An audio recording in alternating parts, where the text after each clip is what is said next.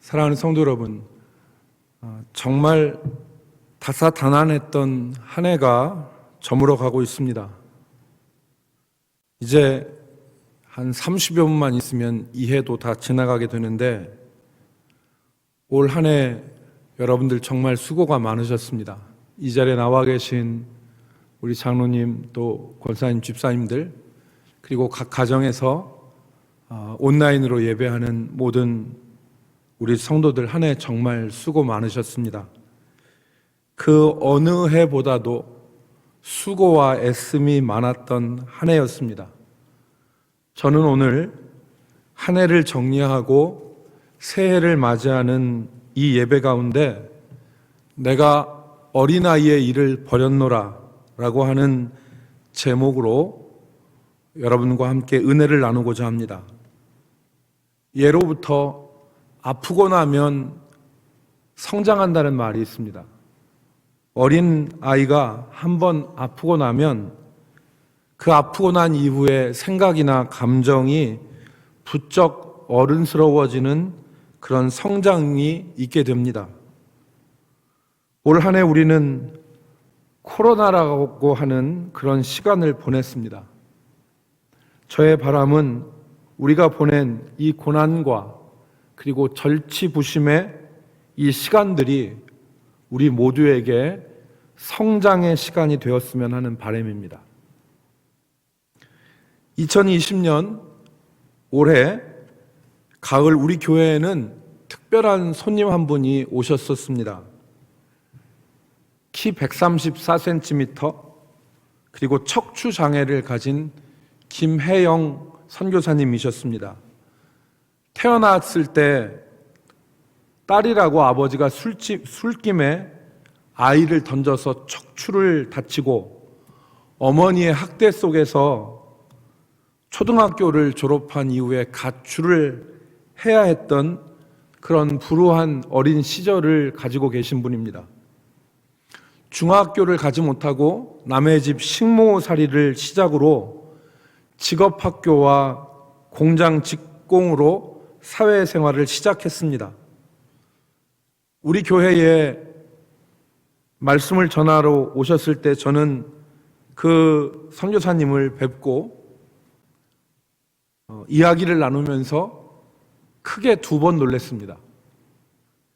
한 번은 정말 키가 작은 분이시구나 하는 것에 한번 놀랐습니다. 식당에서 식사를 하는데 방석을 한 5개를 놔야지 앉은 키가 맞았어요. 그만큼 키가 듣던 대로 키가 작았는데, 제가 진짜 놀랐던 것은 그분의 인격에 놀랐습니다. 만나서 이야기를 나누는데 그 속사람이 전혀 구김이 없었어요. 불행의 원인이 자기 때문이라고 엄마로부터 학대를 받았어요. 어린 나이에. 그러니까 어머니가 약간의 정신적 문제가 있어서 이 어린 딸을 학대한 거예요. 그리고 장애를 가진 사람을 온전히 대하지 않는 그 우리나라의 이 편견으로 시달렸을 텐데 전혀 그런 모습이 보이지 않았습니다. 오히려 다른 사람들이 갖지 못한 인격의 성숙미를 제가 느끼게 됐어요. 키는 작았지만 인격은 거인이었습니다. 저는 그 김혜영 선교사님과 이야기를 나누면서 그 비결을 어렴풋이 발견할 수가 있었습니다. 그 비결은 믿음과 말씀이었어요. 온갖 불행이 겹친 그의 인생이었고, 불행의 원인이 너 때문이야 라고 하는 그 굴레에 갇혀서 살아야 됐었는데, 그래서 비록 장애와 불행이 그의 인생을 뒤덮었지만 하나님이 자기를 얼마나 존귀하게 여기시고 하나님이 사랑하시는가를 깨달은 이후에 그 굴레 속에서 자유함을 느끼게 된 거예요. 그 믿음으로 자유함을 느낀 것입니다.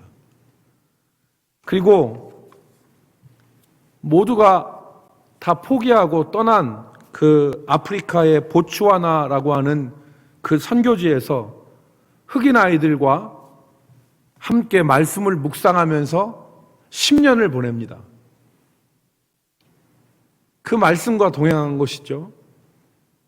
그 말씀이 그를 세상을 이기는 믿음으로 단련시켰던 것입니다. 그의 믿음과 그의 인격이 증명되는 순간은 언제였느냐? 아프리카에서의 14년의 생활을 마치고 귀국을 하고 나서였습니다. 어머니를 모시고 청와대로 들어가던 때였어요. 어머니의 사랑이라는 것을 어렸을 때 받아보지 못했을 것이라고 생각이 듭니다. 그러니까 초등학교 졸업할 때까지 학대당하고 초등학교 졸업해서 가출해서 남의 집 식모살이하고 공장 생활했으니까 엄마의 따뜻한 사랑을 받아봤을 시간이 없었겠죠. 엄마는 학대를 했고, 그런데 이 선교사님이 국민훈장 목련장을 받으러 청와대에 들어갑니다. 그런데 그때 어머니를 모시고 어머니 손을 잡고 갑니다. 여러분, 아무리 부모라도 자기를 학대한 부모를 용납하고 받아들이는 것은 쉽지 않습니다. 그리고 더더군다나 그 부모를 용서하고 사랑한다는 것은 더더욱 어려운 것입니다. 아마 어머니를 모시고 가는 것이 아마 커다란 결단이었을 거예요. 그런데 이 작은 김혜영이라고 하는 사람은 결단하고 어머니를 모시고 갑니다. 그런데 그 동행에서 어린 시절의 학대 아픔이 완전히 치유되는 경험을 합니다. 그리고 엄마를 의무가 아니라 마음으로 따뜻하게 사랑하게 되는 계기가 그때 이루어집니다. 그러니까 이건 그 사람의 믿음, 그 사람의 인격이 어떠한 것을 우리에게 보여주는 것이죠. 사랑하는 성도 여러분, 오늘 우리가 읽은 본문에서 사도 바울은 온전함에 대해서 말씀하면서 장성한 사람이 되어서는 내가 어린아이의 일을 버렸노라 그랬습니다. 오늘 11절에. 어린아이의 일이 무엇입니까? 11절에 세 가지를 말씀하고 있는데 말하는 것, 깨닫는 것, 생각하는 것입니다. 어렸을 때에는 말하는 것이 어린아이와 같고 깨닫는 것이 어린아이와 같고 생각하는 것이 어린아이와 같다가 장성한 사람이 되어서는 그렇지 않다는 것입니다. 장성한 후에는 어린아이의 일을 버렸다는 것입니다.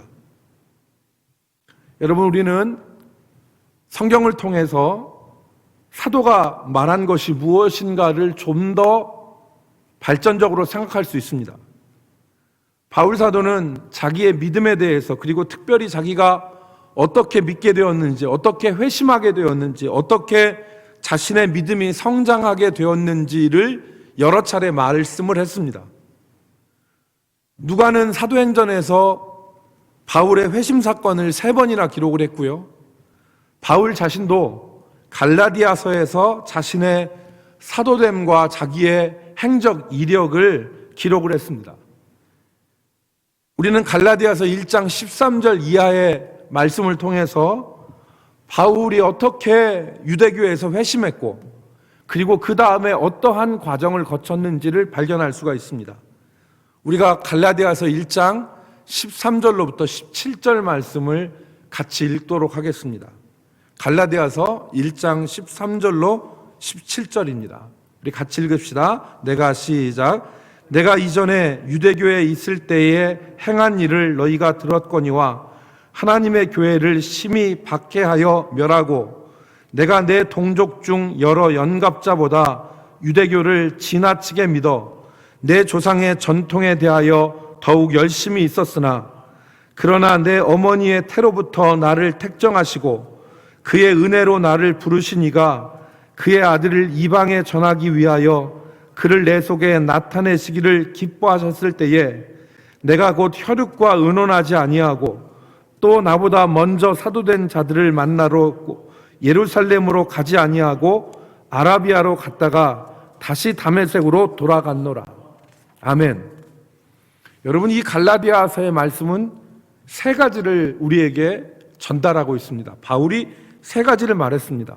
첫 번째는 바울이 유대교에 심취해서 자신의 연갑자, 즉 동년배들보다, 나이가 같은 사람들보다 지나친 열심으로 조상들의 전통을 따르고 하나님의 교회를 박해했던 지난 날을 이야기합니다.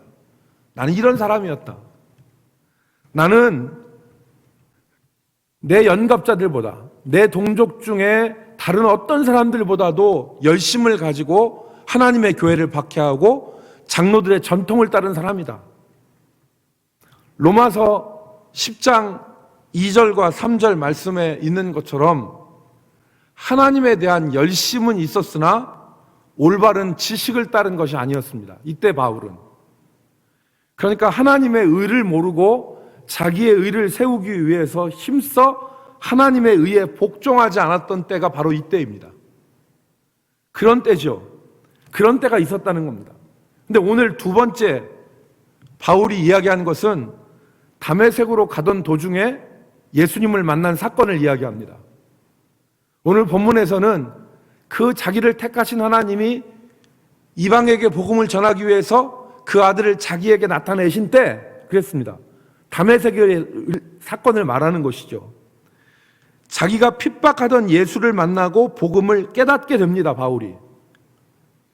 그래서 자기의 의가 아니라 이제는 그리스도로 말미암아 하나님께서 주시는 의를 깨닫게 됩니다. 그리고 이때 바울은 지난주 우리가 나눈 말씀처럼 이전의 모든 것들을 배설물로 여기고 그것들을 다 버려버립니다. 그리고 오늘 우리가 읽은 갈라디아서 1장 이 마지막 부분에 보면 바울에게 또 다른 계기와 사건이 있었던 것을 우리에게 전달합니다. 갈라디아서 1장 16절 이하의 말씀에 보면 바울이 다메섹에서 그리스도를 만나고 회심한 이후에 뭐라고 얘기하면 어떤 혈육이나 어떤 즉 사람이나 먼저 사도된 자들을 만나려고 예루살렘으로 가지 않았다. 그리고 아라비아로 갔다가 다시 다메섹으로 돌아왔노라 그렇게 말합니다. 갈라디아서 1장 18절 말씀에 의하면 이 기간이 3년 정도 되었습니다. 아라비아로 간 시간이. 바울이 아라비아로 간 것에 대해서 20세기의 복음주의의 대표적인 신학자 존 스토트가 그 의미를 이렇게 주석을 했습니다. 이 주석을 제가 그대로 옮기는 편이 나을 것 같아서 그대로 옮기겠습니다. 여러분, 이 주석을 한번 들어보십시오. 혹시 자막으로 띄워질 수 있으면 좋겠는데, 어떤 사람들은 바울이 선교사로 복음을 전하기 위해 아라비아로 갔다고 생각한다. 그래서 초대교회 유명한 교부인 크리소스톰이라고 하는 사람은 바울이 복음을 전하러 간 곳에 살던 아라비아죠. 야만적이고 미개한 사람들에 대해서 말한다. 하지만 그는 조용히 칩거하기 위해 아라비아로 갔을 가능성이 크다. 그것은 16절과 17절의 요점이기 때문이다. 16절과 17절에 뭐라고 기록되어 있습니까? 내가 혈육과 의논하지 아니하고 아라비아로 갔다가 그랬기 때문에 그는 거기서 3년 동안 머물러 있었던 것 같다. 이렇게 한적한 곳으로 물러나 있는 시기 동안 그는 구약 성경과 자신이 이미 알고 있던 예수님의 삶과 죽음에 대한 사실들과 자신의 회심 경험을 묵상할 때 하나님의 은혜의 복음이 완전히 계시되었을 것이다. 심지어 아라비아에서 그 3년을 의도적으로 채우는 것이었다고 주장하는 사람들도 있다. 존 스토트의 고린도전서 주석에 나오는 이야기입니다. 무슨 말이냐? 이런 말입니다. 이 얘기는 무슨 말이냐?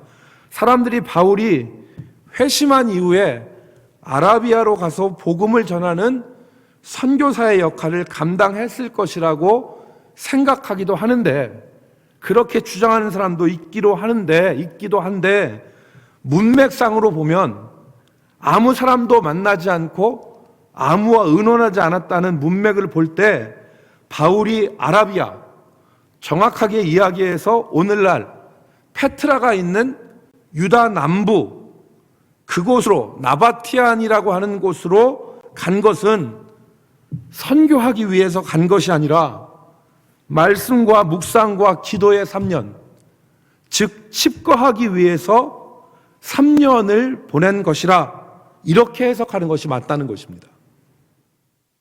마치 예수님의 공생의 기간이 3년이었던 것 같이 거기서 바울이 구약의 말씀과 그가 신봉했던 구약의 말씀과 자신에게 나타나셨던 하나님 그리스도와, 그리고 그리스도와 그 말씀을 묵상하면서 보낸 성장의 3년을 보냈을 것이다 라고 하는 것이 존 스토트의 해석입니다.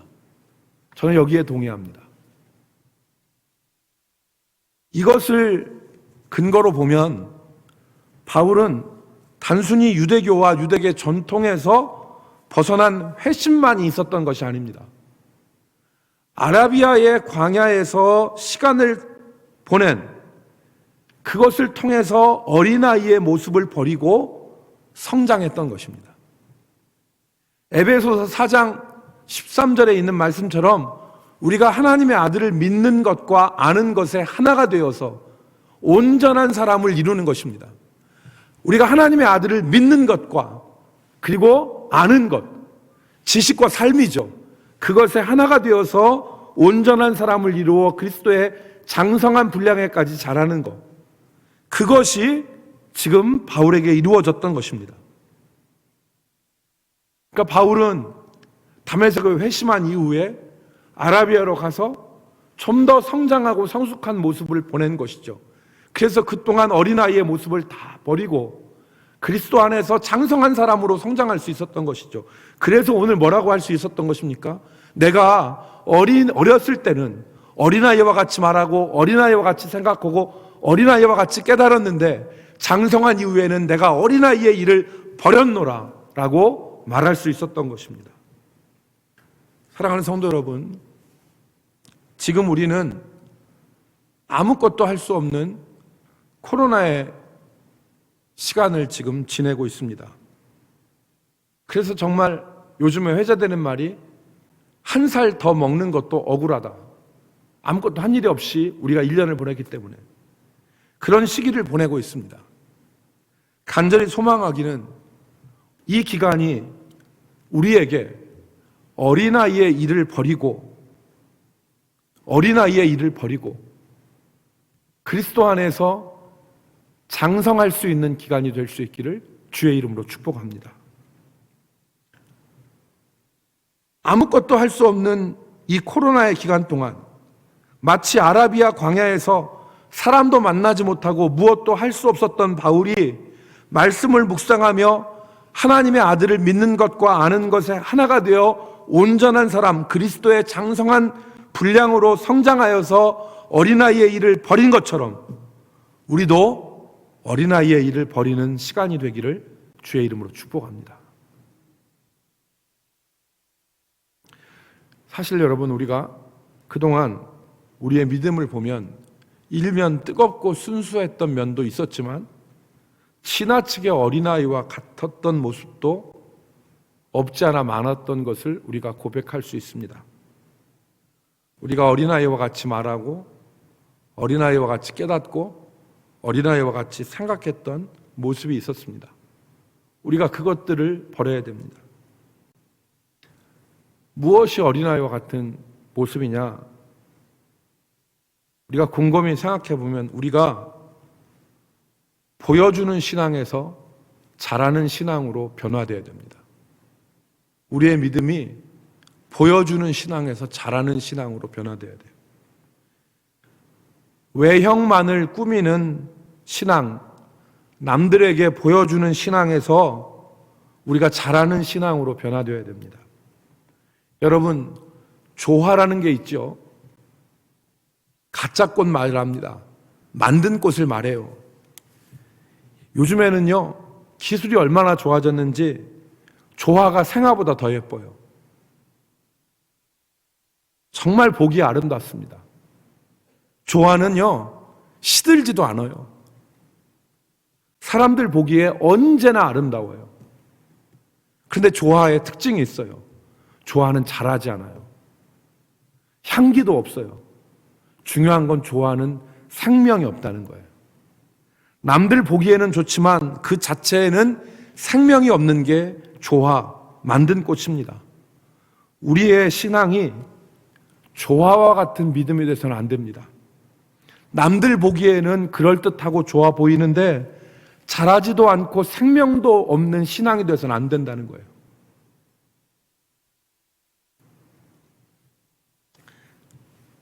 여러분, 제가 얘기 하나를 하겠습니다. 맹 집사님이라고 하는 분이 있었는데요. 이 맹 집사님은 시골의 조그마한 교회를 섬기시는 분이셨어요. 하루는 그 교회 집사님 중에 임집사님이라는 분이 계셨는데 이 임집사님이 그만 중풍으로 앓아 눕게 됐습니다. 거동을 할 수 없게 된 거예요.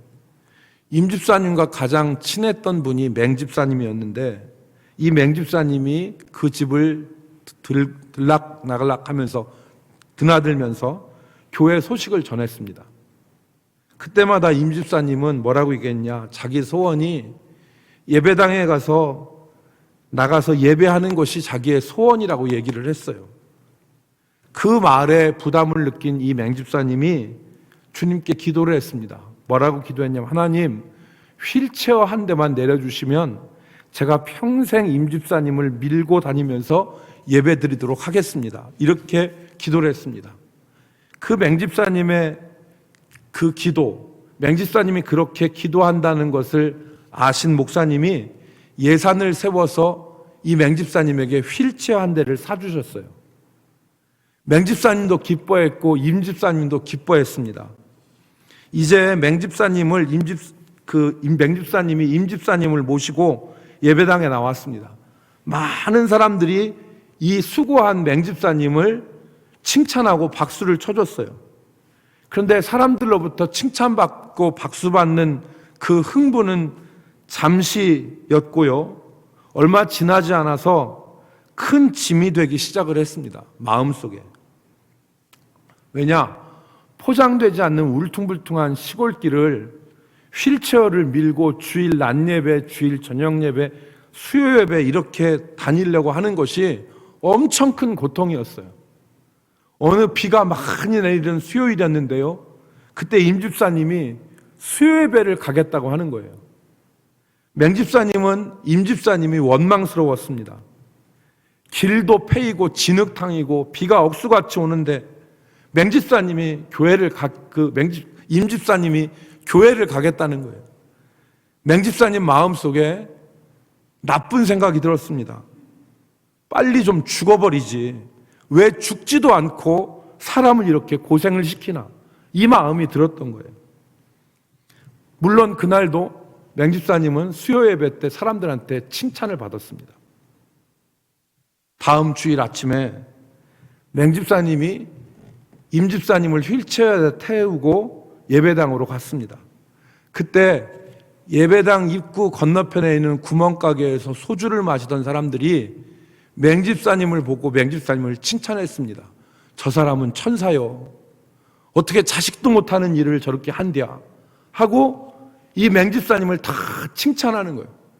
그러니까 이 맹집사님이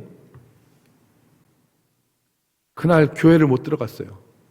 왜냐하면 그날도 마음속에서 임집사님을 살인을 했기 때문에, 그날도 죽어버렸으면 좋겠다는 마음이 들었던 거예요. 이런 주제에 내가 어떻게 저 예배당으로 들어가서 예배를 드릴 수 있는가, 내 마음으로 살인을 했는데, 그리고 예배당으로 들어가지 못하고 밖에서 기도했습니다. 주님 용서해 주십시오. 그때 기도하는데 주님이 이 맹집사님에게 깨달음을 주셨습니다. 무엇을 깨달았느냐? 맹지성이 그렇구나. 내가 예배당으로 들어가는 것이 아니라 예수님 안으로 들어가는 것이구나. 나의 허물과 나의 죄에도 불구하고 나를 받아주시고 용서하시는 예수님 안으로 내가 들어가는 것이구나. 이런 깨달음이 있었어요.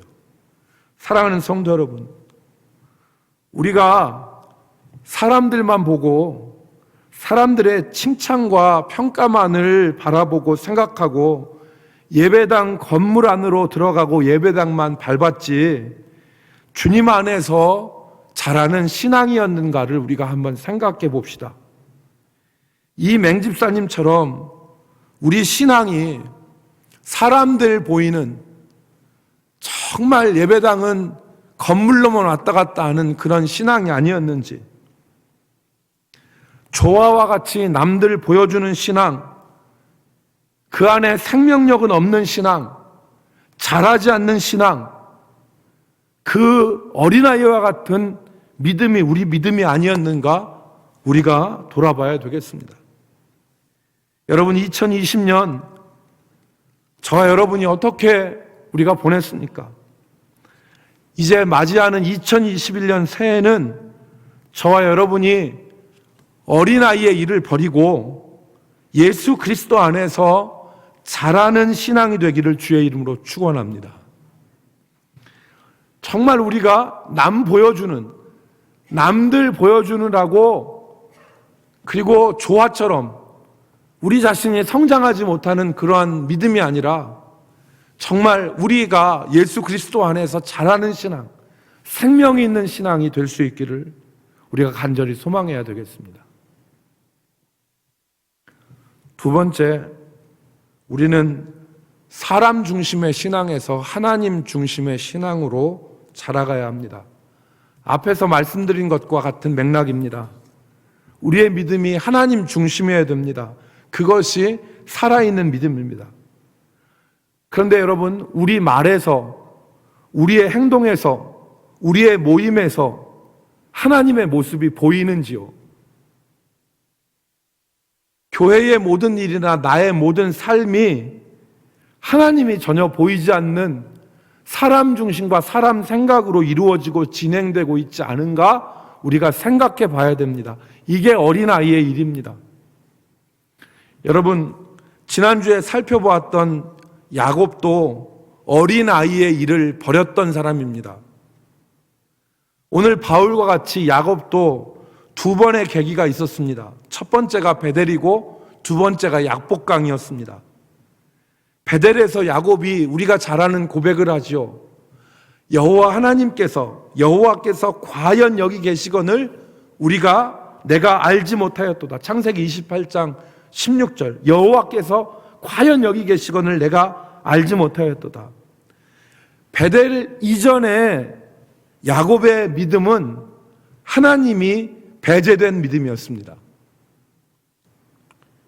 그는 하나님을 알지 못하고 하나님을 만나지 못했습니다. 그때 야곱에게 있어서 믿음은 무엇이 되고 무엇을 차지하는 것이 그의 믿음의 전부였어요. 하나님 만나지 못했습니다. 그러니까 장자권을 취하고 내가 장자가 되고 이런 것이 야곱의 믿음이었죠. 무엇이 되고 무엇을 차지하는 것. 그래서 아버지를 속이고 형의 장자권을 빼앗는 어린아이의 일을 했던 것입니다. 그런데 베델에서 그가 하나님을 만납니다. 자기에게 말씀하시는 하나님을 만나고 자기의 삶을 하나님께 드리는 믿음으로 야곱의 믿음이 변하기 시작한 것입니다. 인간적이기만 했던 야곱이 하나님 중심의 믿음으로 변화되기 시작한 것입니다.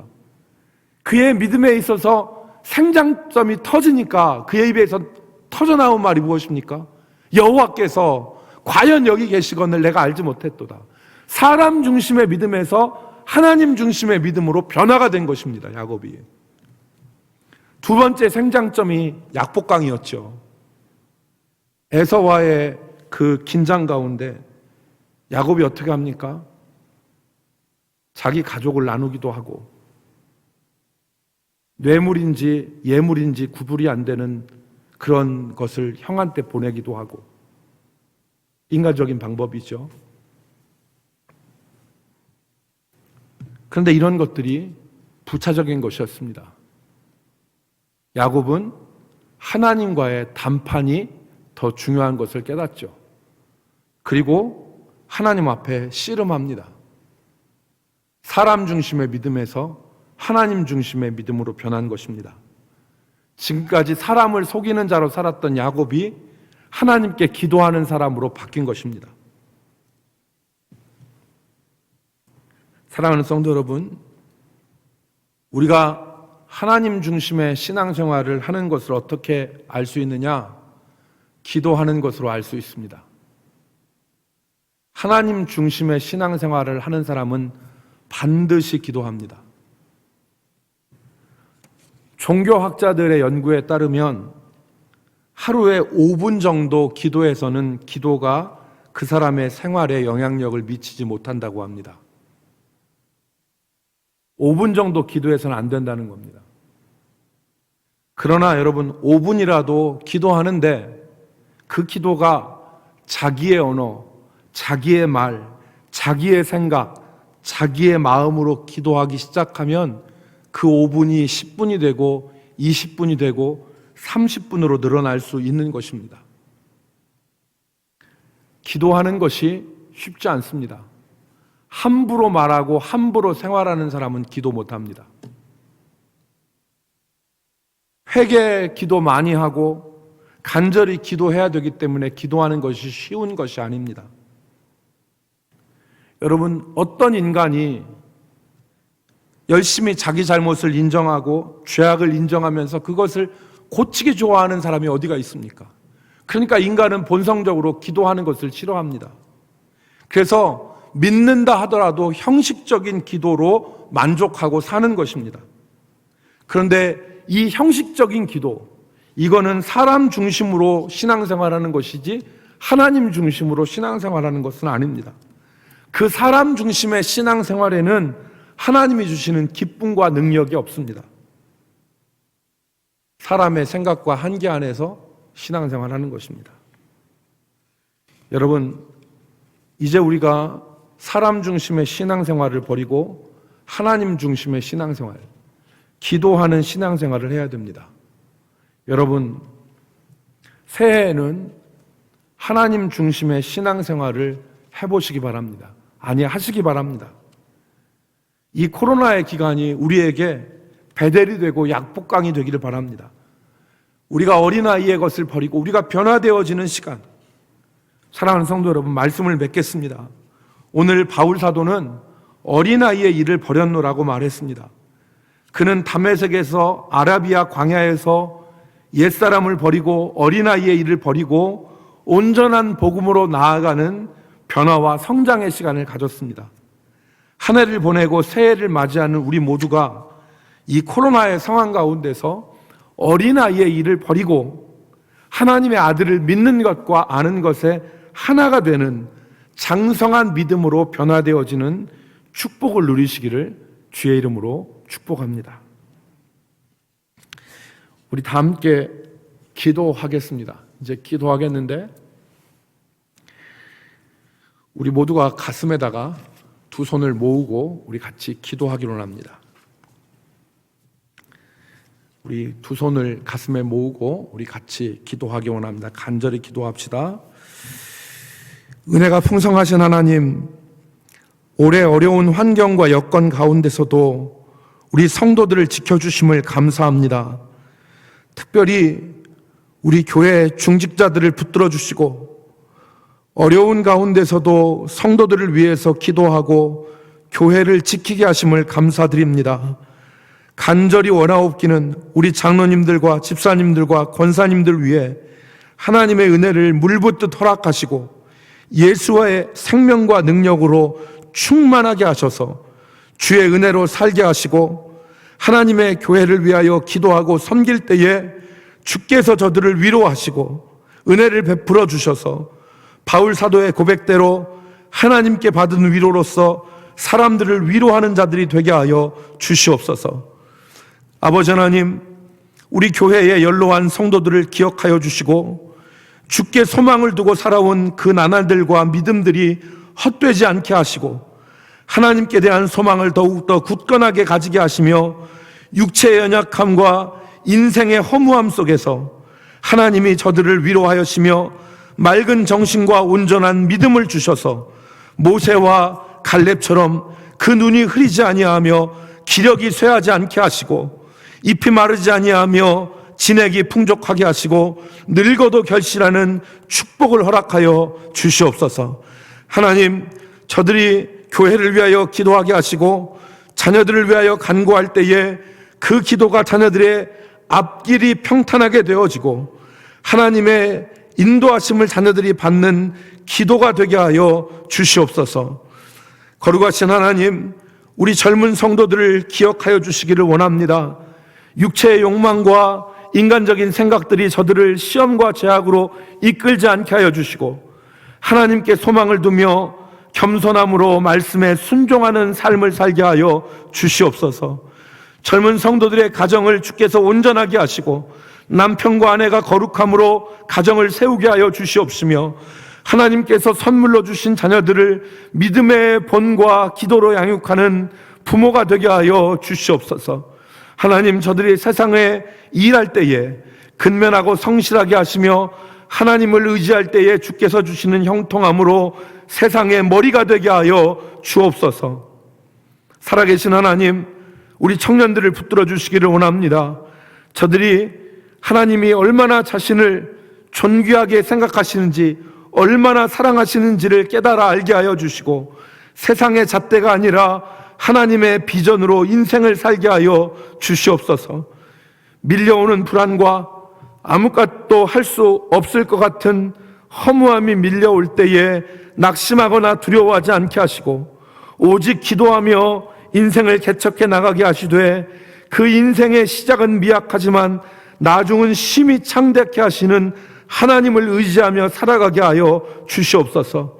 하나님, 우리 어린아이들을 지혜롭게 하셔서 어려서부터 사무엘과 같이 다니엘과 같이 뜻을 하나님 앞에 두게 하여 주시옵시고 성령 충만함을 허락하여 주셔서 이 악한 세상을 뒤집어서 하나님의 나라와 하나님의 영광을 드러내는 사람들로 쓰임받게 하여 주옵소서. 거룩하신 하나님, 고통 가운데 있고 기도의 소원을 가지고 하나님을 바라보는 성도들 기억하여 주시고 하나님의 뜻을 찾게 하시고 하나님의 뜻을 따라 살게 하실 때에 기도 응답의 역사를 허락하여 주시옵소서. 올 한 해 2021년 우리 대전남북교회를 부흥케 하시고 하나님의 영광이 나타나게 하여 주시옵시며 하나님께 충성하며 의미 있는 성장이 이루어지는 한 해가 되게 하여 주시옵시고 우리 교회가 하나님을 기쁘시게 하는 소망 있는 교회 되게 하여 주옵소서. 예수님의 이름으로 기도 올리옵나이다. 아멘.